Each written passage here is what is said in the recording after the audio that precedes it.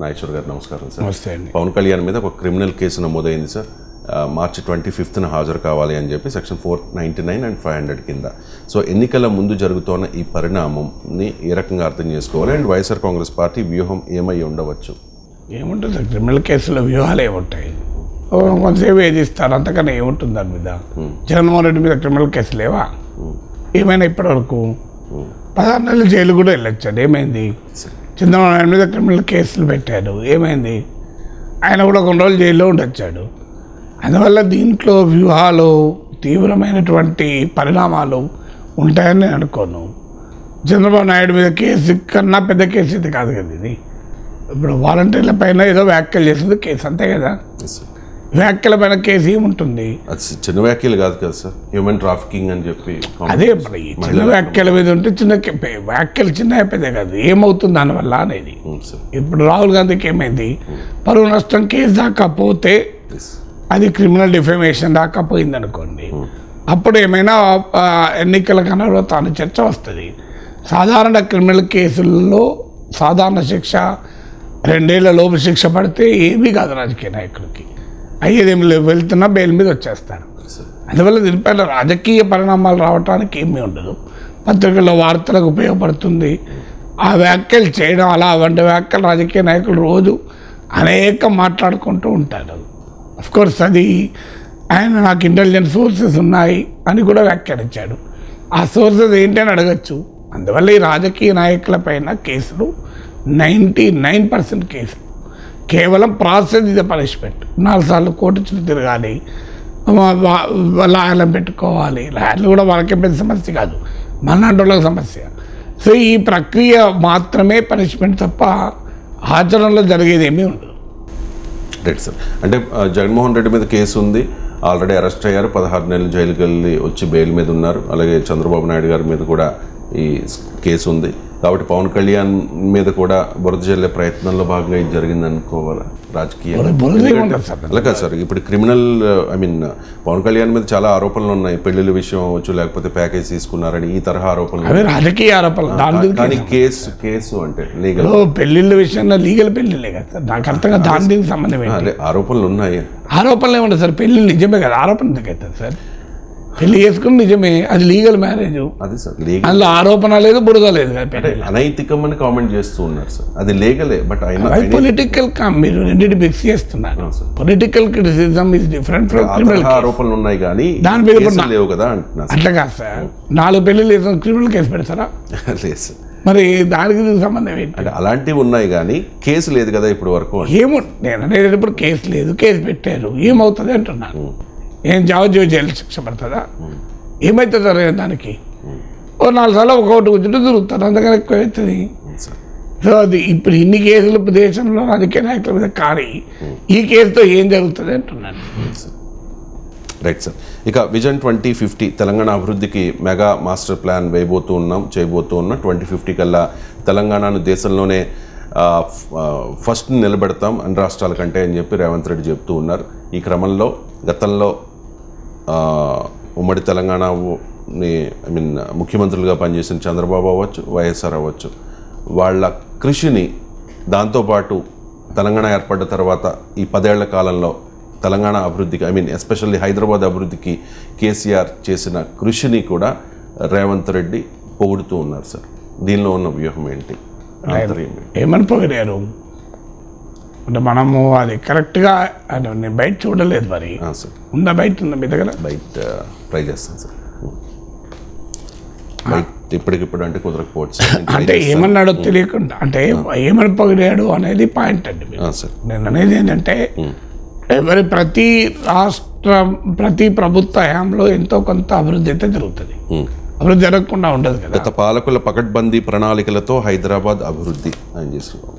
అదే హైదరాబాద్ అభివృద్ధిలో అందరి పాత్ర ఉన్నమాట నిజమే కదండి సార్. మీకు ఇప్పుడు కాదని ఎవరైనా అనగలరు దాన్ని ఎక్నాలజీ చేయడం మంచిదే కదా. Right sir. ఇక ప్రధాని మోదీ చాలా కాన్ఫిడెంట్గా చెప్తూ ఉన్నారు సార్, మూడోసారి కూడా మేమే గెలవబోతూ ఉన్నామని చెప్పేసి. మళ్ళీ మేమే, దేశానికి మేలే, వికసిత భారత్ కోసమే నా తపన, ఈ లక్ష్యాన్ని చేరుకోవాలంటే భారీ మెజారిటీతో నెగ్గాలి. జూలై తర్వాత పర్యటనలకు ఇప్పటికే పలు దేశాలు ఆహ్వానిస్తూ ఉన్నాయి నన్ను అని చెప్పి మూడోసారి అధికారంపై ప్రపంచానికే నమ్మకం ఉంది అంటూ ఉన్నారు సార్ మోదీ నమ్మకానికి కారణం ఓట్లేసేది ప్రపంచం కాదు, ఓట్లేసి భారతీయులు కదా, ప్రపంచానికే తెలిసిపోయిందట సార్. అదే రాజకీయ నాయకులు తమ ఆత్మవిశ్వాసాన్ని ప్రదర్శించుకోవటానికి రకరకాల రూపాల్లో వ్యాఖ్యలు చేస్తారు. దాని మీద మనం కోడిగుడి పైన పీకద్దు. ప్రపంచానికి నమ్మకం ఉందని, ప్రపంచం అంటే ఒక్కరు కాదు కదా, 100 దేశాలు, ఎవరు ఏ దేశం. అందువల్ల ఫండమెంటల్గా వివిధ సర్వేలు కూడా నరేంద్ర మోడీ మళ్ళీ వస్తాడు అని చెప్తున్నాయి. ప్రతిపక్ష శిబిరంలో ప్రత్యామ్నాయం కనబడలేదు, వేరే నాయకుడు ఎవరు ప్రొజెక్ట్ కాలేదు, ఇండియా కూటమి చెదిరిపోతుంది, కాంగ్రెస్ పార్టీకి ఇతర పార్టీలకు మధ్య సర్దుబాటు ఇంకా జరగలేదు. సో ఈ రాజకీయ పరిస్థితుల వల్ల తనకు అనుకూలంగా ఉంది అనేది అనేక సర్వేలు కూడా చెప్తున్న అంశం, కొత్తగా మోడీ చెప్పేది ఏం లేదు. సో ఎన్నికలకు పోయే ముందు నేను గెలుస్తానని చెప్తారు ఎవరైనా, కానీ నేను మరోసారి రాను, డౌట్ ఉంది అనేది అన్నారు కదా. సో అందువల్ల క్లియర్గా కాన్ఫిడెంట్గా మాత్రం మోడీ ఈసారి ఎన్నికలకు పోతున్నాడని నిజం. సో దానికి తన సొంత బలంతో పాటు హిందుత్వ పొలిటికల్ ఇంపాక్టు, ఒక బలమైన నాయకత్వం, రామ మందిర ప్రభావము, ఇతర పార్టీల ఎన్డీఏ విస్తరణ, ఇప్పుడు అనేక కొత్త మిత్రుల్ని కూడా చేర్చుకుని ఎన్డీఏ విస్తరిస్తుంది. ఇండియా కూటమి విడిపోతుంది, రోజు రోజుకు వీకెన్ అవుతుంది. ఆల్రెడీ తృణమూల్ కాంగ్రెస్, ఆమ్ ఆద్మీ పార్టీ వీళ్ళతో కాంగ్రెస్కు పొత్తులు లేవని తేలిపోతుంది. ఆర్ఎల్డి, జేడీయూ లాంటివి వెళ్ళిపోయాయి. సో ఇండియా కూటమి రోజు రోజుకు వీకెన్ అవుతుంటే ఎన్డీఏ కూటమి రోజు రోజుకు విస్తరిస్తుంది. ఇలాంటి పరిస్థితుల్లో సహజంగా ఒక విశ్వాసం పెరుగుతూ ఉంటుంది. అందులో ఎన్నికల సమయంలో ఎవరైనా మేము ఎన్నికల్లో గెలుస్తామని చెప్తారు తప్ప నాకు అనుమానం ఉందనేది ఎవరు చెప్పలేరు కదా. అందువల్ల ఆ కాన్ఫిడెన్స్కి ఒక పొలిటికల్ రీజన్స్ ఉన్నాయి. ప్రచారంలో భాగంగా కూడా కాన్ఫిడెన్స్ వ్యక్తం చేస్తారు. ఇప్పటికీ అపోజిషన్కు బలమైన నరేటివ్ లేదు, బలమైన లీడర్ లేదు, బలమైనటువంటి ఎజెండా లేదు. మేము మోడీని ఓడించి ఇంకో ఈ పని చేస్తాం అని చెప్పలేని పరిస్థితి ఉంది. మోడీని ఓడించండి అన్న దానికి 100 కారణాలు చెప్తున్నారు, కానీ గెలిచాక ఏం చేస్తారన్న దానికి 10 రీజన్స్ పట్టుమని చెప్పలేకపోతున్నారు.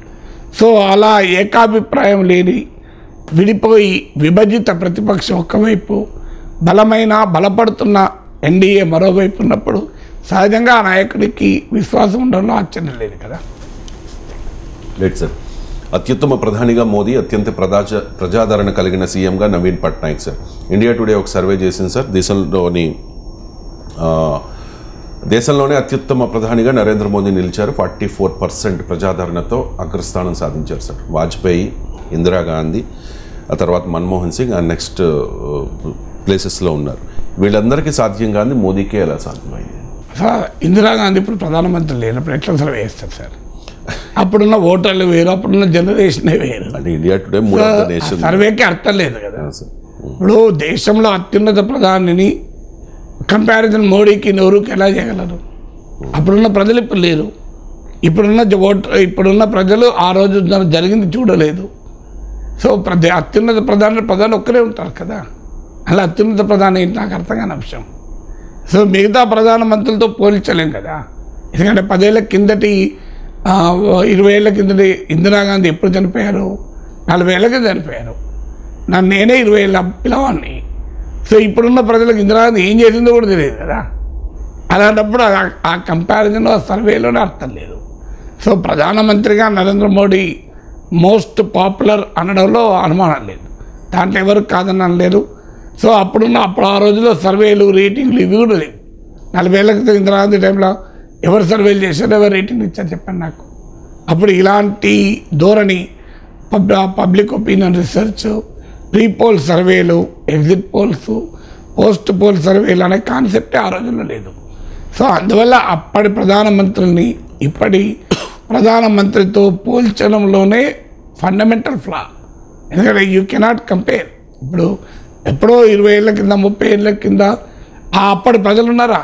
వాళ్ళంతా ఇప్పుడు లేని వాళ్ళు కూడా ఉన్నారు. ఇందిరాగాంధీ ప్రధానమంత్రి అయినప్పుడు మా నాన్న 50 ఏళ్ళు, మరి ఇప్పుడు మా నాన్న లేడు. ఈ సర్వేలో ఆయన ఎక్కడ కనబడతాడు? అందువల్ల ఒక తరం అభిప్రాయాన్ని ఇంకో తరం పరిణామాలపైన తీసుకుని కంపేర్ చేయడం అనేది అర్థం లేదు అది. ఎందుకంటే భారత ప్రధానమంత్రిగా నరేంద్ర మోడీ పాపులారిటీ 3వసారి వెళ్తున్న సమయంలో కూడా చాలా బలంగా బలీయంగా ఉంది అన్నది నిజం, దాంట్లో ఎవరికి డిస్ప్యూట్ లేదు. కానీ ఇతర ప్రధానమంత్రులతో పోల్చి ఒకవేళ సర్వే చేస్తే ఆ సర్వేలో అర్థం లేదు. Right sir. ఏ ఒక్కరిన ముఖ్యమంత్రి చేయడానికి భారతీయ జనతా పార్టీ సిద్ధంగా లేదు, భారతీయ జనతా పార్టీ నేతే ముఖ్యమంత్రి అవుతారు అని చెప్పి రీసెంట్గా విష్ణువర్ధన్ రెడ్డి, భారతీయ జనతా పార్టీ ఆంధ్రప్రదేశ్ అగ్రనేత, ఆయన కామెంట్ చేశారు. అండ్ పాతూరు నాగభూషణం, ఆయన కూడా చాలా సీనియర్ నాయకులు భారతీయ జనతా పార్టీలో. ఆయన చెప్పేది ఏంటంటే సార్, ఏపీలో డబుల్ ఇంజిన్ సర్కార్ రాబోతోంది, భారతీయ జనతా పార్టీ అధికారంలోకి రాబోతోంది అని చెప్పి ఒక్కొక్కరుగా ఆంధ్రప్రదేశ్ రాష్ట్ర శాఖ భారతీయ జనతా పార్టీ నాయకులు ఈ స్వరం మార్చడంలో, మేమే ముఖ్యమంత్రి అవుతాము, మాకు పవర్ షేరింగ్, ఇక్కడ భారతీయ జనతా పార్టీ సర్కార్ రాబోతోంది అనడంలో వాళ్ళకున్న ధైర్యం ఏంటి? ధైర్యం వాళ్ళని అడగాలి, నేను ఎలా చెప్పగలుగుతాను సార్? ఏదైనా వాళ్ళు చెప్తున్నారో వాళ్ళు అడగాలి. బీజేపీకి ఇక్కడ ఓటింగ్ ఢిల్లీ వెళ్ళి వచ్చిన తర్వాత వాళ్ళు ఢిల్లీ కన్నా వెళ్ళండి, ఈ గల్లీ కన్నా వెళ్ళండి సార్. బేసిస్ ఏంటి? వాళ్ళకేం 40% ఓటింగ్ ఉందా? 1% ఓటింగ్ లేదు, పెరిగినా ఇంకో 1% పెరగదు. సో వాళ్ళు మొదలు 170 స్థానాల్లో డిపాజిట్లు కూడా రావు ఆంధ్రప్రదేశ్లో. విడిగా పోటీ చేస్తే 1-2 సీట్లు కూడా డిపాజిట్ రాదు. ఇక వేరే టీడీపీతోనో జనసేనతోనో కలిస్తే 10% సీట్లు కూడా పోటీ చేయరు. ఎలా ముఖ్యమంత్రి అవుతారు? ఎలా డబుల్ ఇంజిన్ సర్కార్ వస్తుంది? అంటే ఒకవేళ బీజేపీ, టీడీపీ, జనసేన కలిస్తే అది ఎన్డీఏ ప్రభుత్వమే అవుతుంది కనుక మేము అధికారంలోకి వస్తే డబుల్ ఇంజిన్ సర్కార్ అనడానికి అవకాశం ఉంది. విడిగానైతే బీజేపీ ప్రభుత్వం వచ్చే అవకాశమే లేదు. బీజేపీ, టీడీపీ, జనసేన కలిస్తే సరిగ్గా ఒక 90 సీట్లు వచ్చాయనుకోండి, అప్పుడు బీజేపీకి ఉన్న 10 మంది మద్దతు కావాలంటే మాకు ముఖ్యమంత్రి ఇస్తేనే మేము మద్దతు ఇస్తాం అని అంటే అప్పుడు అవకాశం ఉంటుంది. తమంతట తాముగా పోటీ చేసి ఆంధ్రప్రదేశ్లో ప్రభుత్వం తర్వాత సంగతి పట్టుమని 10% ఓటింగ్ తెచ్చుకోమనండి. అందువల్ల అది ఆత్మవిశ్వాసంతో అంటున్నారో ధైర్యంతో అంటున్నారా అని నేను అనుకోను. ఏదో రాజకీయపరమైన స్టేట్మెంట్ ఇవ్వాలి కనుక ఇస్తారు. ఎన్నికలకు పోయే ముందు ఏ రాజకీయ పార్టీ అయినా అదే చెప్తుంది. మీరు తెలంగాణ ఎన్నికల సమయంలో ఆర్ఎస్ ప్రవీణ్ కుమార్ చెప్పలేదు, రాబోయేది బహుజన రాజ్యమే, ఏనుగుపై మేము ప్రగతి పొందిపోతామని అనలేదా? మరి ఆయన కూడా ఎమ్మెల్యే గెలవలే కదా. ఏ పార్టీ అని చెప్పడం అలాగే చెప్తుంది, చెప్పాలి కూడా. ఎన్నికలకు పోయే ముందు మేము ఇర్రెలవెంట్, మేము పోటీలోనే ఉన్నాము, మాకు డిపాజిట్లే రావు, అసలు మాకు సంబంధమే లేదు అని చెప్తారా ఏ పార్టీ అయినా? మీకు షర్మిలను అడగండి, మేమే అధికారంలోకి వస్తుంది అంటారు. కాదని అడగండి. అందువల్ల ఏ రాజకీయ పార్టీ అయినా ఎన్నికలకు పోయే ముందు మాకే అధికారం వస్తుందని ప్రజలకు కాన్ఫిడెన్స్ ఇవ్వడానికి, తమ కార్యకర్తలకు కాన్ఫిడెన్స్ ఇవ్వడానికి ఆ రకమైన రాజకీయ ప్రకటనలు చేస్తుంటారు. వాటి రాజకీయ ప్రకటనలు కానీ చూడాలి తప్ప సీరియస్గా ఏదేదో ట్రెండ్గా మనం చూడాల్సిన అవసరం లేదు. Right sir. ఇంతకుముందు భారతీయ జనతా పార్టీ నుంచి పోటీ చేయడానికి అభ్యర్థులే దొరికేవారు కాదు సార్, వాస్తవంగా చెప్పుకోవాలి. అది రాంగ్ కాన్సెప్ట్ అండి. ఏ పార్టీకి అభ్యర్థి లేకుండా అలా కాదు సార్, అంత పోటీ ఉండేది కాదు. అసలు అభ్యర్థులే దొరికేవారు కాదు అనేది మన పాత్రికేయులు వాడాల్సిన భాష కాదు, ప్రత్యర్థులు వాడాల్సిన భాష. మీరు నీకు సమాజ్వాదీ పార్టీకి 175 అభ్యర్థులు ఇప్పిస్తలేరు. అసలు ఇంతమంది ఇండిపెండెంట్ పోటీ చేస్తున్న టైంలో ఒక పార్టీకి అభ్యర్థులు ఎందుకు? అలా కదా సార్, ఇప్పుడు వైసీపీ టీడీపీలో ఉన్నంత పోటీ బీజేపీలో లేదు. కానీ రీసెంట్ గా ఆ పోటీ పెరుగుతోంది. మేము పోటీ చేస్తాం అని సిద్ధం అవుతుంది. ఎప్పుడైనా ఎన్నికలకు రాకముందు పోటీ ఎట్లుంటుంది సార్? ఎన్నికలు వచ్చినప్పుడే పోటీ కనబడుతుంది కదా సార్. ఎన్నికలు రాకముందు అభ్యర్థుల మధ్య పోటీ ఎందుకుంటుంది? ఏడాది ముందు నుంచే టీడీపీ వైసీపీలో, బీజేపీలో కూడా లేరని ఎవరైనా మీకు బీజేపీకి అభ్యర్థులు లేరని? అప్పుడైనా ఇప్పుడైనా అభ్యర్థులు ఉంటారు సార్. ఇప్పుడు ఎక్కువ రాజకీయ ఎన్నికల దగ్గర పడ్డారు అభ్యర్థులు ఉంటారు. మీరు ఒక సినిమా టికెట్లు ఇవ్వడానికి 1 గంట ముందు క్యూ ఎంత ఉంటుంది? 10 నిమిషాల ముందు క్యూ ఎక్కువ ఉంటుందా సార్? కామన్ సెన్స్ కదా ఇది. మీరు ఇక టికెట్లు ఇవ్వడం మొదలైనాక ఇంకా క్యూ తగ్గుతుంది అప్పటికప్పుడు. మీరు చూడండి, 1 గంట ముందు క్యూ ఎంత. మీకు పెళ్ళి, మీరు లంచ్ టైం వరకు రష్ పెరుగుతుంది, ముందు రష్ ఉండదు. ఇది కూడా అంతే కదా సార్. ఎలక్షన్ టైంలో అభ్యర్థుల పోటీ ఉంటుంది. ఎలక్షన్ల ముందు ఎందుకు ఉంటుంది పోటీ? ఆ రష్ మిగిలిన పార్టీల్లో ఎప్పటి నుంచో ఉంటే ఇప్పుడు స్టార్ట్ అయింది సార్. మరి వాళ్ళకి ఎంత ఓటింగ్ ఉన్నది, వీళ్ళకి ఎంత ఓటింగ్ ఉంది? Right sir. బీజేపీకి 1% ఓటింగ్ ఉంది. అదే సార్. 1% ఓటింగ్ ఉన్న పార్టీని మీరు 50% 40% ఓటింగ్ ఉన్న పార్టీలతో పోలిస్తే అభ్యర్థుల రాష్ట్రం అంత మేరకు తేడా ఉంటుందా ఉండదా? సో ఎప్పుడైనా నీకు వచ్చే ఓట్లను బట్టి, వచ్చే సీట్లను బట్టి, అవకాశాలను బట్టి పోటీ ఉంటుంది. లేకపోతే పోటీ ఎందుకు ఉంటుంది? మీరు వైసీపీ టీడీపీలో ఉన్నంత పోటీ బీజేపీలో ఎందుకు లేదు అంటే ఓట్లు లేవు. ఓట్లు ఉంటే పోటీ ఉంటుంది, ఓట్లు లేకపోతే పోటీ ఎందుకు ఉంటుంది సార్? సో వైసీపీలో టీడీపీలో ఉన్నంత పోటీ బీజేపీలో ఎట్లుంటుంది? అది ఉండాలని ఆలోచించడం కూడా తప్పే అంటాను నేను. వాళ్ళకున్న బలం అంతే కదా. అయితే ఎన్నికల సమయానికి వచ్చారు, ప్రతి కాన్స్టిట్యున్సీలో పోటీ చేసే వాళ్ళు ఆటోమేటిక్గా ఉంటారు. ఎందుకంటే ఇండిపెండెంట్లే ఉన్నప్పుడు రాజకీయ పార్టీకి ఉండకుండా ఉంటారా? Right sir. ఇక భారతీయ జనతా పార్టీ టీడీపీ జనసేన ఈ పొత్తు ఫిక్స్ అయిపోతున్న నేపథ్యంలో కాంగ్రెస్ నాయకుడు తులసిరెడ్డి ఒక కామెంట్ చేశారు సార్. భారతీయ జనతా పార్టీ వైసీపీని పక్కన పెడుతోంది కాబట్టి జగన్మోహన్ రెడ్డి ఒకవేళ ఇండియా కూటమితో కలవాలి అనే ప్రతిపాదన చేస్తే మేము స్వాగతిస్తామని చెప్పేసి. ఆయన ప్రతిపాదన చేయలేదు కదా, ఈయన స్వాగతించడానికి. ఆయన జగన్మోహన్ రెడ్డి ఇండియా కూటమికి వచ్చే అవకాశమే లేదు సార్. ఆయన భారతీయ జనతా పార్టీ కేంద్రంలో అధికారంలో ఉన్నంత కాలం పరోక్షంగా ఎన్డీఏతోనే ఉంటాడు. ఈ 5 ఏళ్ళ అనుభవం కూడా అదే చెప్తోంది. పార్లమెంట్లో ప్రతి అంశం పైన బీజేపీకి మద్దతు ఇచ్చాడు. అందులో ఆయన రాజకీయాల్లో ఆ వైరం ఉంటుందా ఎప్పటికీ అంటే, వ్యక్తిగతంగా కాంగ్రెస్ పార్టీ తన ఇబ్బందుల్లో పెట్టింది అన్న బలమైన భావన కూడా ఆయనలో ఉంది. ఎందుకంటే ఆయన జైల్లో ఉన్నది కూడా కాంగ్రెస్ హయాంలోనే, మోడీ హయాంలో జైల్లో లేడు. మీకు జగన్మోహన్ రెడ్డిని జైల్లో పెట్టిన పార్టీ కాంగ్రెస్ పార్టీ కదా. భారతీయ జనతా పార్టీ వచ్చిన తర్వాత 10 నిమిషాలు కూడా జరుగుకోలేదు. సో అందువల్ల ఆటోమేటిక్గా భారతీయ జనతా పార్టీ పట్ల ఆ రిలేషన్షిప్ ఉంటుంది. ఇది ఒకటే ఇండికేషన్ కదా. కాంగ్రెస్ హయాంలో 16 నెలలు జైలుకు పోయి బీజేపీ హయాంలో 10 నిమిషాలు కూడా పోలేదు అంటే బీజేపీ ఏ రకంగా అండగా ఉంది అనేది ఇంతకన్నా అర్థమవుతుంది కదా. సో అందువల్ల అలా బీజేపీకి వైసీపీకి ఆ సంబంధం. ఈవెన్ ప్రతిపక్షంలో ఉన్నప్పుడు కూడా జగన్మోహన్ రెడ్డి పైన కేసులు ఒక్క కదలిక లేదు కదా. టీడీపీ బీజేపీ కలిసి ఉన్న సమయంలో కూడా ఆ జగన్మోహన్ రెడ్డి పైన ఉన్న కేసుల్లో ఎక్కడా పురోగతి లేదు. అందువల్ల చాలా క్లియర్గా జగన్మోహన్ రెడ్డి కేంద్రంలో బీజేపీ అధికారంలో ఉండగా ఇండియా బ్లాక్లో చేరే అవకాశమే లేదు. ఆయన అవకాశం ఉండి ప్రతిపాదిస్తే చర్చ. కేంద్రంలో ఇండియా కూటమి అధికారంలోకి వచ్చే పరిస్థితి ఉంటే అప్పుడేమైనా వైసీపీ ఆలోచించే అవకాశం ఉంటుంది. ఎందుకంటే కేంద్రంలో ఎవరు అధికారంలో ఉంటే వారితో ఉండడం అనేది సహజంగా ప్రాంతీయ పార్టీల్లో ఎక్కువ పార్టీలు ఆలోచించే స్వభావం ఉంటుంది. అందులో జగన్ అనేకసార్లు చెప్పాడు, మాకు ఆంధ్రప్రదేశ్ ప్రయోజనాల కొరకు మేము కేంద్రంలో ఎవరితో ఉన్నా కలుస్తామని. సో ఆ అవకాశం ఏమైనా ఉంటే చెప్పలేం. కానీ లేదు, ఈ లోపల కాంగ్రెస్ పార్టీ బాగా పెరిగి 10% 20% ఓట్లు తెచ్చుకుంటే జగన్కు కాంగ్రెస్ ఓట్ల అవసరం ఉంటే అప్పుడేమైనా కలుస్తాడు. అందువల్ల రాష్ట్రంలో కాంగ్రెస్ ఓటింగ్ లేదు, దేశంలో ఇండియా కూటమి అధికారంలోకి వచ్చే వాతావరణం లేదు. ఇలాంటి టైంలో జగన్మోహన్ రెడ్డి వచ్చి ఇండియా కూటమి తీరుతాడు. ఆల్రెడీ ఉన్న జేడీయూ వెళ్ళిపోయింది, ఆర్ఎల్డీ వెళ్ళిపోయింది.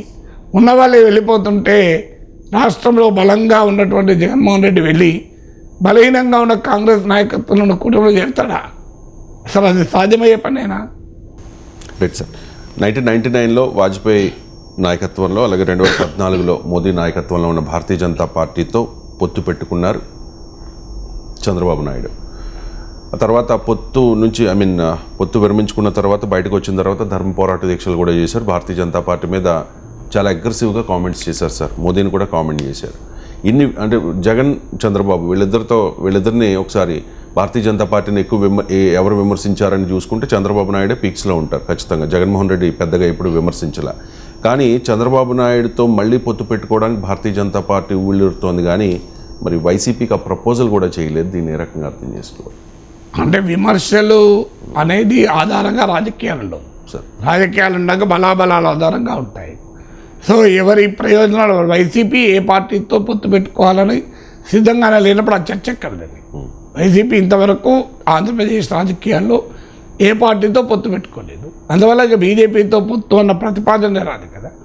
అందువల్ల ఆ మాటకొస్తే బీజేపీకి వ్యతిరేకంగా, మోడీకి వ్యతిరేకంగా జగన్ కూడా అవిశ్వాస తీర్మానం పెట్టాడు. మాట్లాడడం వేరు, అల్టిమేట్గా అవిశ్వాస తీర్మానం పెట్టాడు కదా. సో ఇక్కడ జగన్ అయినా చంద్రబాబు అయినా తమ అవసరాల కొరకు బీజేపీతో కలుస్తున్నారు, విడిపోతున్నారు. అది ప్రత్యక్షంగా కలవడం లేదా పరోక్షంగా కలవడం. ఇదే జగన్మోహన్ రెడ్డి అవిశ్వాస తీర్మానం పెట్టారు, ఇవాళ బీజేపీకి మద్దతుగా అవిశ్వాస తీర్మానం పైన ఈసారి ఓటేశారు. లాస్ట్ టైం ఏమో అవిశ్వాస తీర్మానం పెట్టిన అతను చంద్రబాబు నాయుడు ఒకసారి పొత్తులో ఉన్నారు, ఒకసారి పొత్తులో లేడు. పొత్తులో ఉన్నప్పుడు విమర్శించడం లేదు, పొత్తులో లేనప్పుడు విమర్శిస్తున్నారు. అందువల్ల ఆంధ్రప్రదేశ్ రాజకీయాల్లో వైసీపీ అధికారంలో ఉండగా బీజేపీ వెళ్ళి వైసీపీతో పొత్తు ఎట్లా పెట్టుకుంటుంది? అందువల్ల వైసీపీ వెనకాల ఉన్న సోషల్ బేస్ కూడా బీజేపీకి ట్రాన్స్ఫర్ అయ్యే సోషల్ బేస్ కాదు. వైసీపీకి బీజేపీ వల్ల కొత్తగా కలిసి వచ్చేది లేదు. వైసీపీ ఆ మాట కలిసి ఏ పార్టీతోనూ పొత్తు పెట్టుకోలేదు. ఇప్పుడే కాదు, 2014లో పెట్టుకోలేదు, 2019లో పెట్టుకోలేదు, 2024లో పెట్టుకోలేదు. అందువల్ల వైసీపీ బీజేపీ ఎందుకు కలవలేదన్న ప్రశ్నకు ఆన్సర్ లేదు. ఎందుకంటే వైసీపీ ఏ పార్టీతో కూడా కలవడం లేదు కదా. ఎన్నికల్లో పొత్తున్న లేకపోయినా బీజేపీకి మద్దతుగా ఈ 10 ఏళ్ళుగా వైసీపీ ఉన్నమాట నిజం. అవిశ్వాస తీర్మానం 2019 ఎన్నికలకు ముందు పెట్టినా కూడా ఆంధ్రప్రదేశ్లో ఉన్న వైసీపీ అయినా, టీడీపీ అయినా, జనసేన అయినా భారతీయ జనతా పార్టీకి అనుకూలంగానే ఉన్నాయి తప్ప ఎప్పుడు వ్యతిరేకంగా లేవు ఈ 5 ఏళ్లలో ముఖ్యంగా. Right sir. ఇక రాజ్యాంగం పొందుపరిచిన తర్వాత అనేకసార్లు సవరణలు చేశారు సార్. అది దేశ ప్రయోజనాల కోసమో, ప్రజా ప్రయోజనాల కోసమో, లేక రాజకీయ ప్రయోజనాల కోసమో, వాట్ ఎవర్. కానీ సిపిఐ నారాయణ ఒక కామెంట్ చేశారు సార్, భారతీయ జనతా పార్టీ 3వసారి గెలిస్తే మొత్తం రాజ్యాంగాన్నే మార్చేస్తుంది అని చెప్పేసి. రాజ్యాంగాన్ని రీరైట్ చేయాలన్నది బీజేపీ ఎజెండా. వాజ్పేయి ప్రభుత్వంలో కూడా ఒక నేషనల్ కమిషన్ కూడా వేశారు for the rewriting of constitution. గతంలో రాజ్యాంగ సభలో జరిగిన రాజ్యాంగ రీరైటింగ్ గురించి ప్రస్తావన ఏ రాజకీయ పార్టీ చేయలేదు, బీజేపీ మినహా. మీకు దేశ చరిత్రలో ఎప్పుడు కూడా రాజ్యాంగాన్ని మొత్తాన్నే మార్చాలి, రీరైట్ చేయాలి. జనరల్గా కేసీఆర్ లాంటి వాళ్ళు స్టేట్మెంట్లు రాజ్యాంగం మారాలి అని ఇలాంటి స్టేట్మెంట్ ఇవ్వడం పేరు. ఒక ప్రక్రియ మొదలుపెట్టింది ఒక భారతీయ జనతా పార్టీ. వాజ్పేయి ప్రభుత్వంలో ఉండగా national commission for rewriting of the constitution అని ఒక ప్రత్యేకంగా ఒక కమిషన్ వేసి దానిపైన కొంత ఎక్సర్సైజ్ చేసిన మాట అది. రాజ్యాంగ మౌలిక స్వరూపంలో మార్పులు తేయకూడదు అనేది భారత సుప్రీంకోర్టు కేశవానంద భారతి కేసులో ఇచ్చిన తీర్పు. రాజ్యాంగ పీఠిక అనేది పార్లమెంటు కూడా అధికారం లేదు, సవరణకు అతీతం అని. కానీ రాజ్యాంగ పీఠికతోనే డిఫరెన్సెస్ ఉన్న పార్టీ బీజేపీ ఒకటి. మిగతా ఏ పార్టీకి కూడా రాజ్యాంగ పీఠికతో డిఫరెన్సెస్ లేవు. ఉదాహరణకు సెక్యులర్, సోషలిస్ట్ అన్న పదాలు రాజ్యాంగ పీఠికలో ఉన్న పదాలు. ఆ పీఠికల్నే డ్రాప్ చేయాలన్నది Bharatiya Janata party demand. Drop చేయడమే కాదు, వాళ్ళ లిటరేచర్లో కానీ వాళ్ళ ప్రసంగాల్లో కానీ ఈ 2 పదాలు లేకుండా రాజ్యాంగాన్ని వాడుతూ ఉంటారు. దానికి ఒరిజినల్ డ్రాఫ్ట్లో అలాగే ఉంది అని చెప్తారు. కానీ ఒరిజినల్ డ్రాఫ్ట్లో అలాగా ఉన్నా సుప్రీంకోర్టు ఎస్ఆర్ బొంబాయి కేసులో క్లియర్గా చెప్పింది, 42వ రాజ్యాంగ సవరణ ద్వారా ఈ 2 పదాలు చేర్చిన ఆ రాజ్యాంగంలో ముందు నుంచి కూడా అవి అంతర్లీనంగా ఉన్నాయని. సుప్రీంకోర్టు తీర్పు the law of the land. అయినా బీజేపీ సెక్యులర్, సోషలిస్ట్ అన్న పదాలకు వ్యతిరేకం. అలాగే మీరు ఆ BJP ideological integral humanism, Deen Dayal Upadhyaya రచనలు, బీజేపీ సిద్ధాంతకర్తల రచనలు చూడండి. ఫెడరలిజాన్ని కూడా బీజేపీ అంగీకరించారు. ఎందుకంటే బీజేపీ రాష్ట్రాలకు అధికారాలు ఉండడం అనే కాన్సెప్ట్ బీజేపీ అంగీకరించదు. మీరు చరిత్రలో ఎప్పుడైనా చూడండి, భారతీయ జనతా పార్టీగా కేంద్ర రాష్ట్ర సంబంధాల పునర్వ్యవస్థీకరణ అనేది వాళ్ళ ఎజెండాలో ఉండదు. కేంద్రం బలంగా ఉండాలి, మరీ ముఖ్యంగా వాళ్ళ అధికారంలో ఉన్నప్పుడు. అధికారంలో లేనప్పుడు, ముఖ్యమంత్రిగా మోడీ ఉన్నప్పుడు రాష్ట్రాలకు అధికారాలు కావాలని అడగచ్చు. కానీ ప్రధానంగా ఐడియాలజికల్గానే కేంద్రం బలంగా ఉండాలి, రాష్ట్రాలు బలహీనంగా ఉండాలి అన్నది బీజేపీ సైద్ధాంతిక దృక్పథం. అలాగే పార్లమెంటరీ ప్రజాస్వామ్యాన్ని కూడా బీజేపీ సైద్ధాంతికంగా అంగీకరించదు. అధ్యక్ష ప్రజాస్వామ్యాన్ని కోరుకుంటుంది, అది బయటికి చెప్పినా చెప్పకపోయినా. అందుకే ఇప్పుడు పార్లమెంటరీ ప్రజాస్వామ్యంలో కూడా ఒక రకంగా ప్రెసిడెన్షియలైజ్ చేసి మోడీ చుట్టూ రాజకీయాన్ని తిప్పడంలో కూడా బీజేపీ ఐడియాలజికల్ బేస్. అందువల్ల ఒక బలమైన కేంద్రము, బలమైన నాయకుడు అనే ఆర్గ్యుమెంట్లో ఫెడరల్ వ్యవస్థకు, పార్లమెంటరీ డెమోక్రసీకి కూడా బీజేపీకి సీరియస్ ఐడియాలజికల్ డిఫరెన్సెస్ ఉన్నాయి. అందువల్ల భారత రాజ్యాంగంలోని ఈవెన్ భాష విషయంలో కూడా మనం అనేకసార్లు బీజేపీ నేతల ఉపన్యాసాల్లో చూసాం. అమిత్ షా అన్నాడు హిందీ భారతీయ ఆత్మ అని. సో అన్ని భారతీయ భాషలకు సమాన గుర్తింపు అనే భారత రాజ్యాంగ భావనకు కూడా బీజేపీ వ్యతిరేకం. ఒకే మతం, ఒకే భాష, ఒకే నాయకుడు, ఒకే కేంద్రం అనే విధానాన్ని బీజేపీ ఐడియాలజికల్గా నమ్ముతుంది. అందుకే హిందీ సుపీరియర్ అనే భావన బీజేపీ నాయకులు అనేకసార్లు వ్యక్తం చేస్తారు. అంటే భారతీయులందరూ ఒకే భాష ఉండాలి అని. అందువల్ల భాషా వైవిధ్యం, లింగ్విస్టిక్ డైవర్సిటీకి, ప్రాంతీయ వైవిధ్యం, రీజనల్ డైవర్సిటీకి ఐడియాలజికల్గానే బీజేపీ వ్యతిరేకం. అందువల్ల భారత రాజ్యాంగంలోని పీఠికలో ఉన్న మౌలికమైన అంశాలతో భారతీయ జనతా పార్టీకి సైద్ధాంతిక విభేదాలు ఉన్నాయి. అందువల్ల వారు రాజ్యాంగ సవరణ వేరు, రాజ్యాంగ మార్పు వేరు. అందువల్ల భారతీయ జనతా పార్టీ ఇప్పుడు మీరు ఒకే దేశం, ఒకే ఎన్నిక అనే విధానాన్ని కూడా తేవాలని చూస్తున్నారు. దానికోసం రామ్నాథ్ కోవింద్ నాయకత్వంలో కమిటీ కూడా వేశారు. అందువల్ల బీజేపీ సైద్ధాంతిక ప్రాతిపదిక భారత రాజ్యాంగంతో వారికి సీరియస్ డిఫరెన్సెస్ ఉన్నాయి.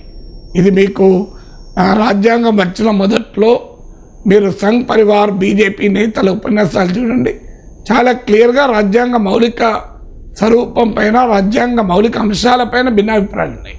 అయితే ఆ తర్వాత రాజ్యాంగానికి లోబడి ఉండకపోతే ఒక రాజకీయ పార్టీగా, ఒక సంస్థగా ఉనికి ఉండదు కనుక దాన్ని అంగీకరించారు.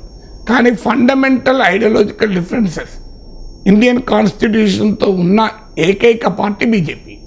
మిగతా పార్టీలకు ఆ ఐడియాలజికల్ డిఫరెన్స్ ఉండవు. ఏదైనా రాజ్యాంగం పలానా విషయం మార్చాలి, పలానా అంశం మార్చాలి ఉండొచ్చు. అందుకొరకు బీజేపీ మళ్ళీ మూడోసారి అధికారంలోకి వస్తే, తనకు అవకాశం వస్తే రాజ్యాంగంలోని మౌలిక లక్షణాన్ని మార్చే అవకాశం ఉంది, ప్రమాదం ఉంది అనేది అందరి అనుమానం.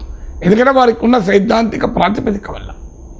Right sir. ఇప్పుడు రాజకీయ నాయకులు వాళ్ళ ప్రత్యర్థులను మీరు అవినీతి చేశారు, లక్షల కోట్లు దోచేశారు అంటూ పదే పదే ఆరోపణలు చేస్తూ ఉంటారు కదా సార్.